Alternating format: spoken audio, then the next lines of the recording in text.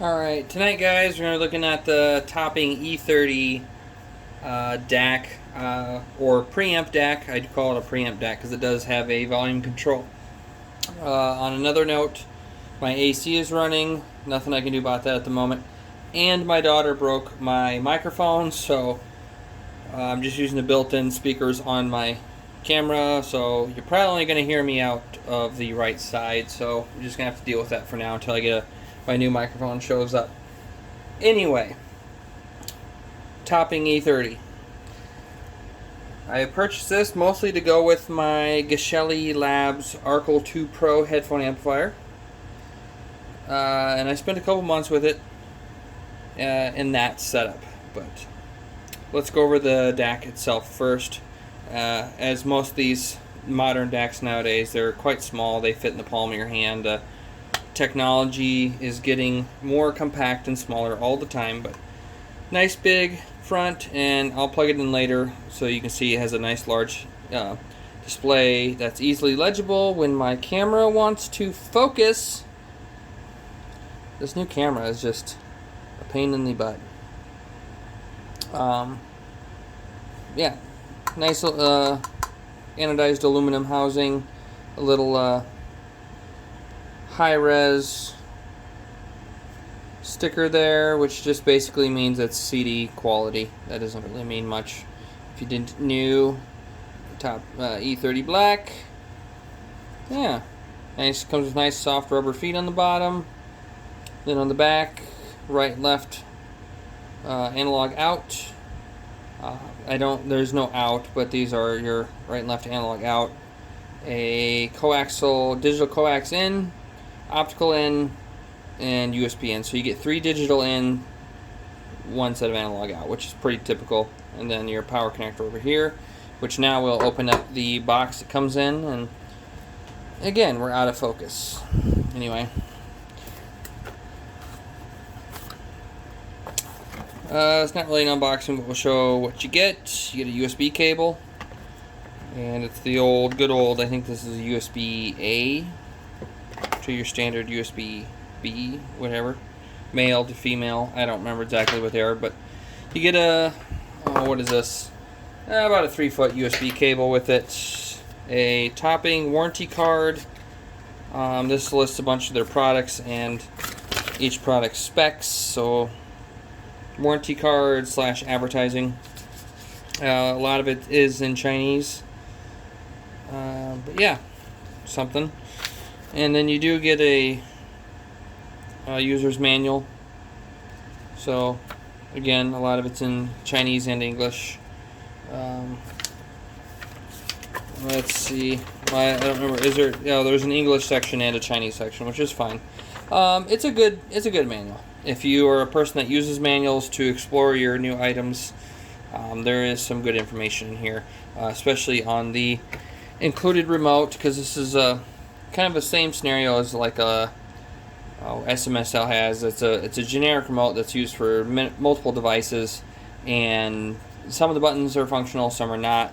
This diagram on here will give you a list of functional and non-functional buttons. I will say most of the buttons on the remote are functional, and then there are some specs and some other stuff listed in here. There actually is a lot to go over with this DAC. I'm not going to go over it all in this video. I will link plenty of stuff, so if you want to read in depth into this DAC, I'm just going to go over more or less the main stuff that really matter, I guess. There is a handful of other features this DAC has, but I don't think most people will ever use any of them, I guess. But yeah, now we've covered the outside. I do like this. It just is a very clean. I like it. You can get it in silver as well, but it's about the perfect size. My Geshelli Labs was able to sit on top. I mean, they weren't the exact same size, but it was wide enough that I was able to stack them, etc. And for most of my use experience, again, this with my Geshelli Labs Arcal 2 Pro headphone amp, and for reasons we'll discuss in a little bit here, is good from 20 hertz to 40 kilohertz, I believe. And then the 2 sets of headphones I used, were the Sennheiser HD6XXs and my beloved Koss KPH30i that everybody should own a set of. And then, as far as stereo use, my Emotiva PT100 preamp DAC and A300 amplifier with an assortment of different speakers. So, and that went on for about 2-3 months, just kind of on and off usage. So, anyway, let's run down some of the specs.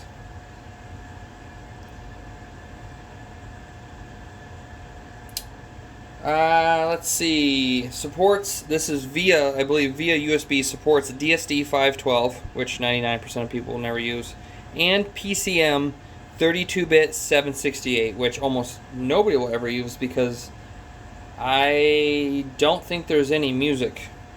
There might be some very few songs or pieces that you can get that were truly recorded, remastered, and you can play back in 32-bit 768.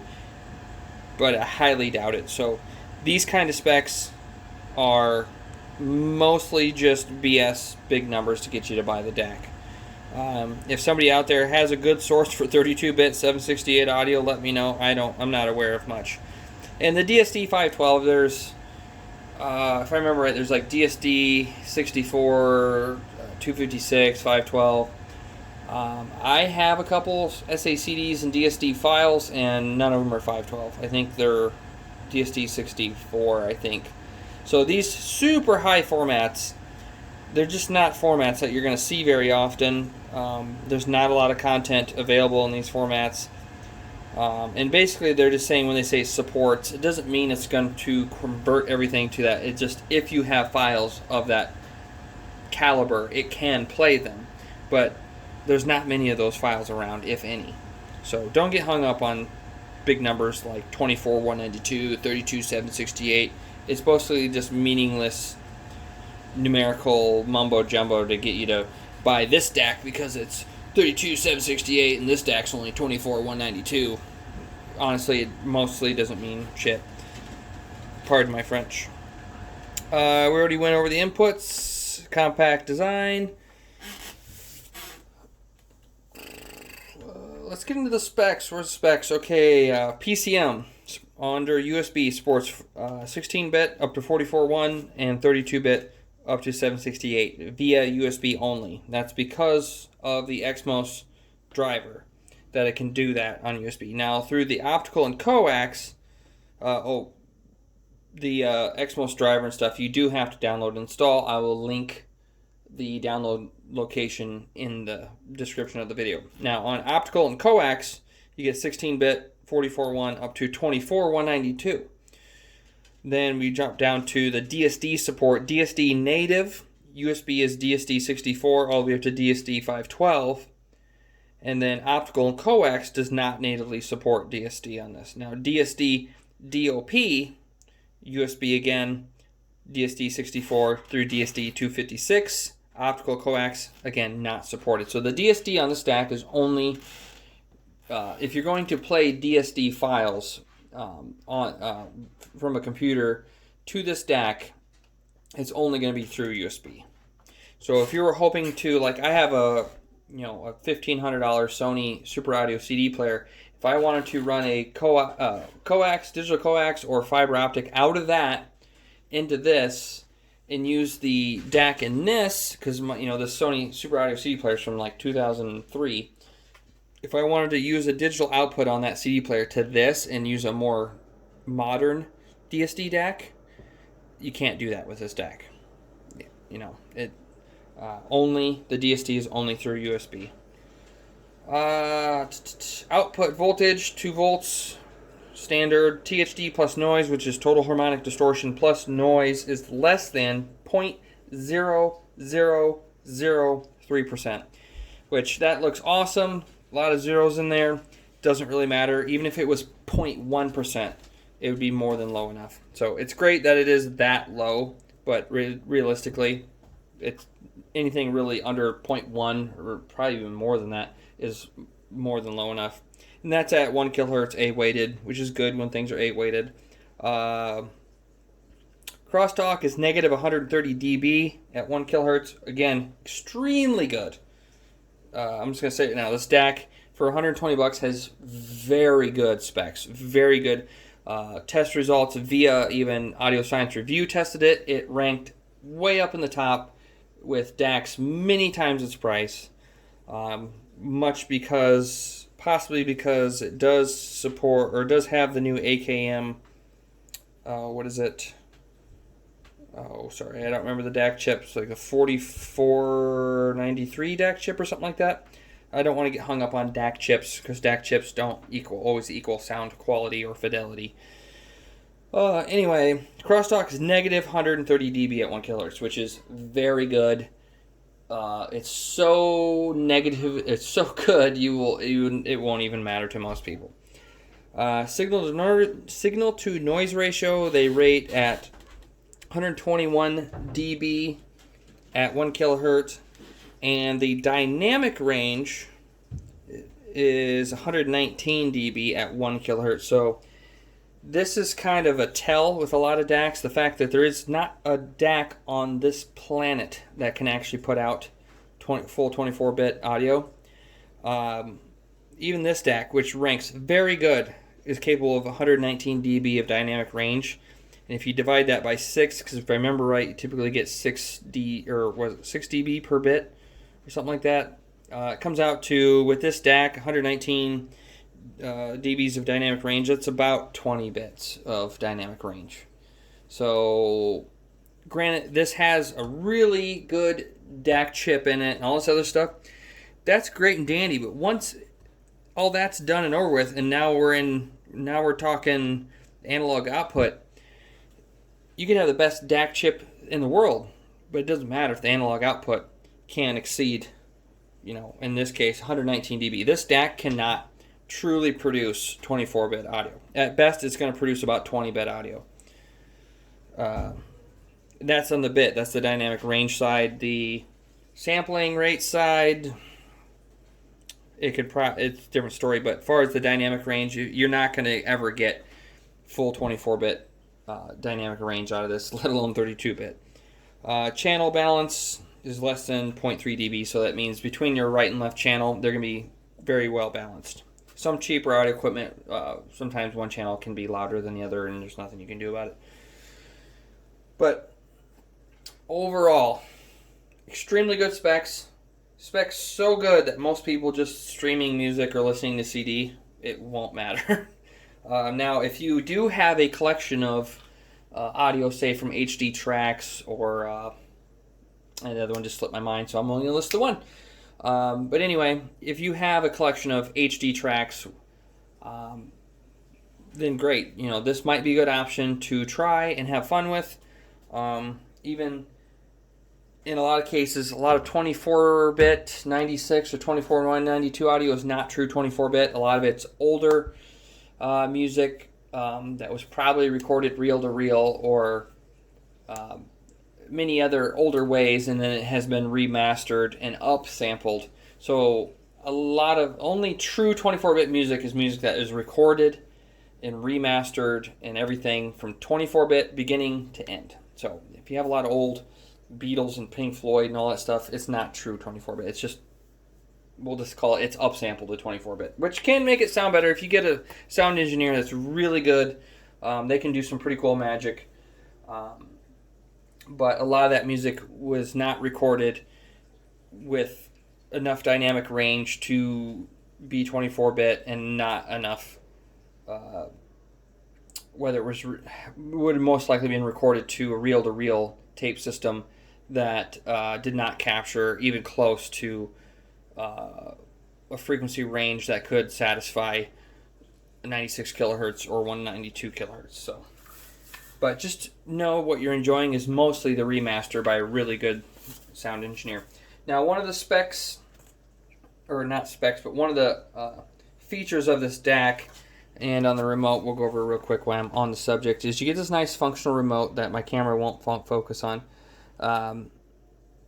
Mute, volume, you can jump through settings, you can change your change your inputs. It has a headphone jack button that does nothing because there's no headphone jack on this particular device. Like I said, not all these buttons are functional.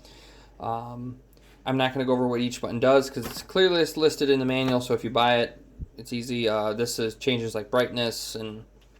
Anyway, the remote has all the buttons you need where you can set this up and sit in your chair and pretty much never get up and never have to touch the thing. Obviously, because there's no buttons on the front. But anyway, there is I think it's the FIR button, I'm not 100% sure, but it takes you into here where there's several different filters built into the stack, and you cannot turn them off. It always has at least one of these filters enabled. And there's, what do they call it? What is each filter called? Well, that's all specs. Oh, here's all the filters right here. This is the filter chart. Focus. I am just not liking this new camera. Bench mode, FFTs, blah, blah, blah. Okay, they have sharp roll-off filter, slow roll-off filter, short delay, sharp roll-off filter, short delay, slow roll-off filter, super slow roll-off filter, and low dispersion short delay filter. Now, most people are not going to have any idea what most of that means, and here's a chart. Your frequency range going all the way out to 48K, which this would be your 96 kilohertz because of what's the dude that come up with the sampling? It's going to be double that, which 48K would come out to 96 kilohertz. I'm a little rusty on my audio history. The Nyquist theorem, I think that's it. So this is shown out to 48K, which would be your 96 kilohertz, because, yeah, look up Nyquist, double sampling rate. Anyway, you get all these different descriptions of all these different roll-offs, but you see right here, here's 20 kilohertz. This is where pretty much all CDs are cut off. Here's 16 kilohertz, which is where a lot of streaming and MP3 is cut off. And then out here you got all these other ones at 24K and out further. So the reason I mentioned my Geshelli Labs amp and the Sennheiser HD 6Xs is those are both capable amp and headphone of up to 40 kilohertz. So about out to, somewhere in here. And then I have my Emotiva Preamp DAC amp set up with the Sony CS5, which Sony claims are good to 50,000 hertz or 50K hertz. So out to, here. And, excuse me. And I, loaded up a bunch of my, I have a couple libraries from HD Tracks that are, some of it is upsampled music, some of it is modern 24-bit, supposedly full 24-bit music. And I sampled through, or jumped through these filters to see if I could hear a difference. Because if you're just listening to CDs and streaming, these filters all take place after 20 kilohertz, where you're never going to hear them. The music you're listening to has been engineered or cut off, whatever, at 20 kilohertz. So out here, all these different graphs you see taking place after 20 kilohertz, if your amplifier is not good for over 20 kilohertz, if your speakers are not good for over 20 kilohertz, which, unless you got expensive speakers, most speakers, and even some expensive speakers, are really not engineered to do much past 20 kilohertz. I mean, there are ones out there, but there's a lot of all your run-of-the-mill speakers, and even quite a few high-end speakers are still not engineered to do much over 20 kilohertz.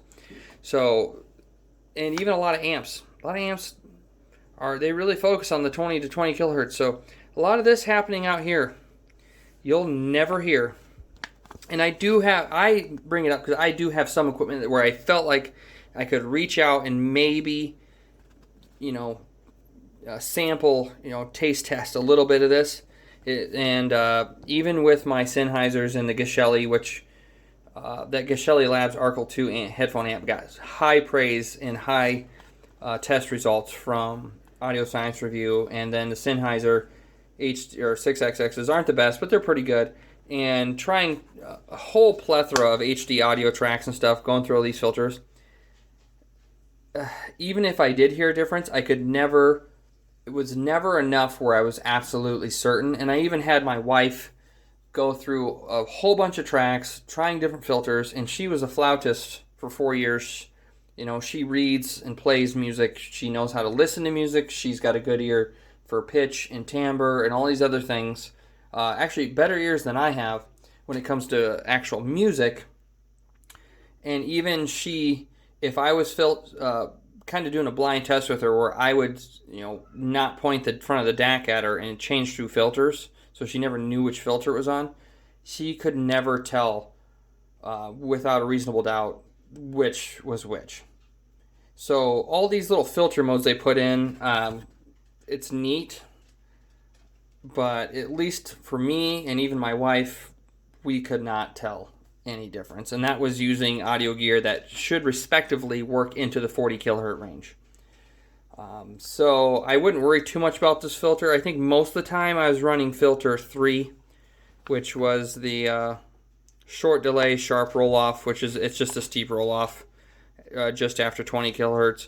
But even when you would try like the number 5, which comes way out to 44 kilohertz, and even then, by the time it gets out, you're at negative 30 dB, and it just keeps dropping.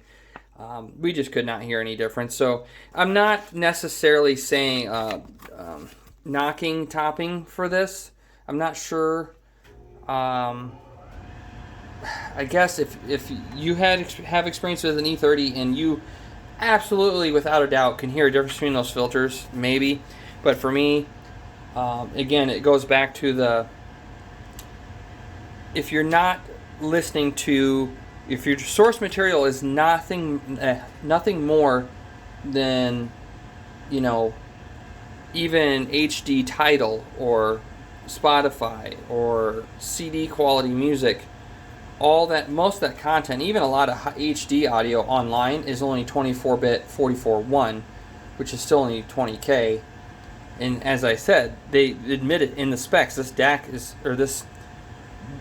this preamp DAC, the DAC chip itself is good for up to 32 bits. It can handle up to 32-bit audio, but the analog output is only good for 119 dB dynamic range, which is only about 20 bits of dynamic range. So that is a dead tell that this is not a true 24-bit DAC, because there is no such thing as a 24-bit DAC. Anyway, does it sound good? Absolutely. It's extremely clean. For me, I ran it most of the time on the number 3. It seemed extremely clean, airy, and precise. I put it side by side with this on my Shelly, which is an SMSL M100. If you blindfolded me and went between the two, I swear I could never tell you the difference between the two. But I mean, they both test really well. But if I were to, and this is going to be kind of a lowball comparison, but if I were to play music directly from my computer or from my lower brow, like FX DAC, DAC FX6 or FX Audio DAC X6, creating a bigger jump in performance, then I could tell the difference. But going from something like this, SMSL M100, to something like this, even, at that point, I'm not even enjoying the music anymore. I'm sitting there concentrating, trying to hear a difference, listening to every little note. And at that point, what are you doing? You're just supposed to be listening to music. So when stuff starts to get to that point for me, it's time to back off. And, that's not how I listen to music, and that's not how most people listen to music. They don't sit there and look for a difference in every little detail. For me, it's got to be a much more noticeable difference. So, again, it's not really necessarily a knock towards the DAC. This does not have a remote or anything. What I like about this is it's got a nice big display. Let's see. Oh, the other cord it comes with, I didn't mention, almost forgot. It does come with this cord, which is a USB on one end, so you can plug this into like a phone charger. And then this is your power. This is your power, and again, yeah, pretty typical, which is nice. So if you got an extra, you don't get an actual charger, wall wart, power brick with it. You just get this and grab an old cell phone charger. So we'll plug this in. And we'll plug this in. And you get a little orange standby light down here. Let me see. I'm going to turn that light off. And we'll turn it on. And yeah, you get this nice large. This is only ghosted because I haven't peeled it. And I haven't peeled it because I'm not going to keep it. It'll be for sale. And I'm not getting rid of it because I don't like it. I'm just not keeping it because I don't need it. Because I bought a mini DSP. Anyway. Yeah, you get this nice, large, easily legible display. Very similar to what the topping, is it the E10? I think it was the E10 had. Oh, error. Can't do it. Oh, it's error because there's USB. You hit over, then there's optical, coax, back to USB. Mute just makes this blank. Unmute. And when you feed it a PCM signal, it'll show on here what it is. So, and then there's different dim modes: low, 1, 2, 3. So 3 being the brightest, which we'll leave it there.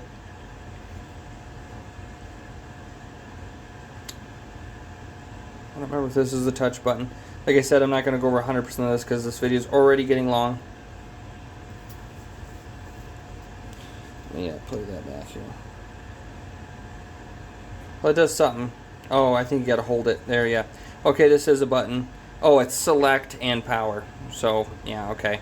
You can hold down to turn it on.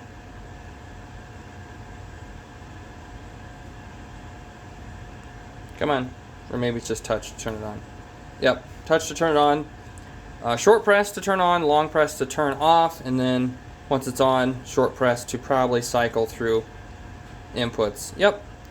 So that's kind of neat if you don't want to use the remote and you're up at your system.